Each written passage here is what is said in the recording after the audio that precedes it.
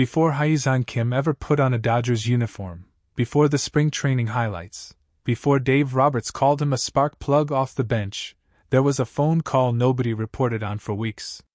A 3-time MVP, sitting in a room in Los Angeles, quietly telling a front office, sign this guy. Not a scout. Not an agent. Shohei Ohtani himself.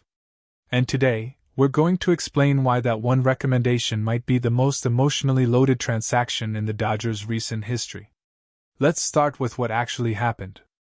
According to reporting after the signing, Ohtani met personally with Kim in Los Angeles during his free agency process and gave him extensive advice as he weighed his options.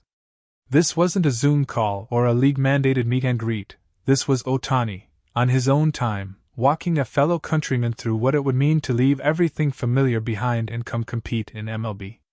What do you make of a gesture like that? Honestly, I think people undersell how rare this is. Superstars recruit for their teams all the time. We've seen Ohtani do it before, with Glasnow, with Yamamoto, with Sasaki. But those were established big leaguers already weighing a business decision. Kim was different. Kim was a player stepping into total uncertainty, leaving a league where he was already a star, to become a question mark in a country where he didn't know if he'd start, didn't know if he'd stick, didn't even know if the culture would accept him the way it eventually accepted Ohtani. That's not a recruiting pitch. That's reassurance. And reassurance from someone who's already walked that exact road hits differently than reassurance from a GM with a contract to sell. Here's what's interesting, though. Ohtani didn't need to do this. He already had his championship. He already had his contract. There was no incentive for him personally to spend his own time convincing a middle infielder to sign. So why do it? I think that's the emotional core of this whole story. Ohtani has talked before, in different ways, about wanting to open doors for the next generation of Asian players in MLB. He didn't come up through an easy path either. He had to fight the perception that a two-way player couldn't work at this level, that a Japanese-trained arm couldn't hold up over 162 games.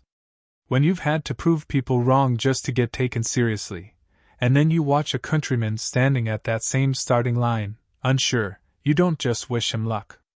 You show up. You put in the hours. That's what this was.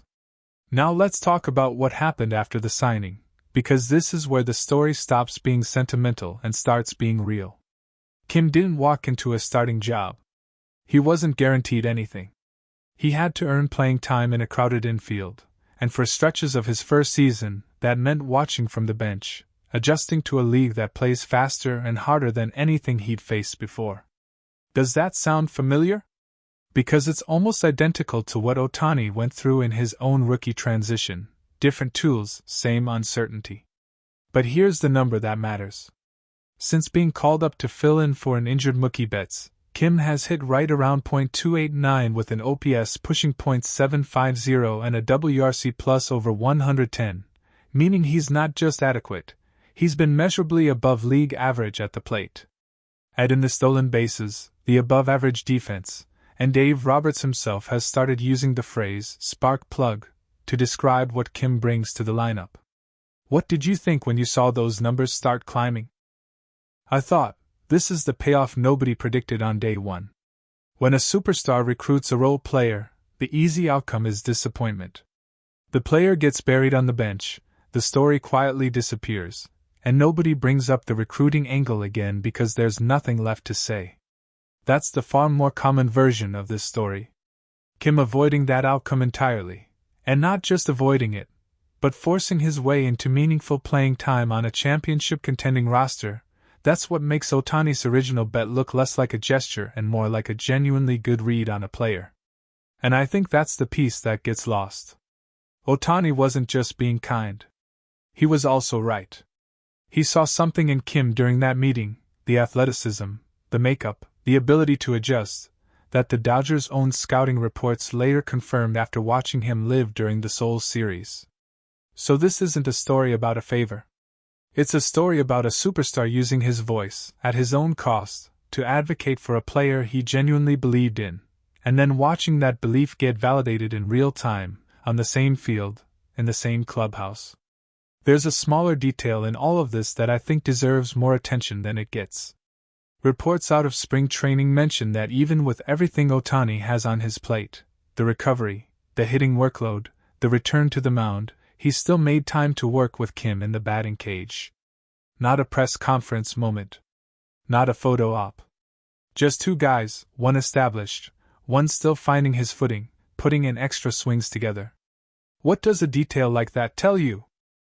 It tells me the relationship didn't end the moment Kim signed the contract. A lot of recruiting stories end exactly there. The star player closes the deal, the highlight reel gets made, and that's the last anyone hears about the personal connection. This one kept going. And I think that's actually the more honest measure of whether Ohtani's recommendation was sincere. Anyone can make a phone call during free agency. It takes a different kind of investment to still be showing up in the cage months later, with no cameras rolling, just trying to make a teammate better. So when you put the whole arc together, the private meeting during free agency, the advice nobody was supposed to hear about, the extra work in the cage once Kim actually made the team, and now the numbers that are validating all of it on the field, you start to see this isn't really a story about scouting or roster construction at all.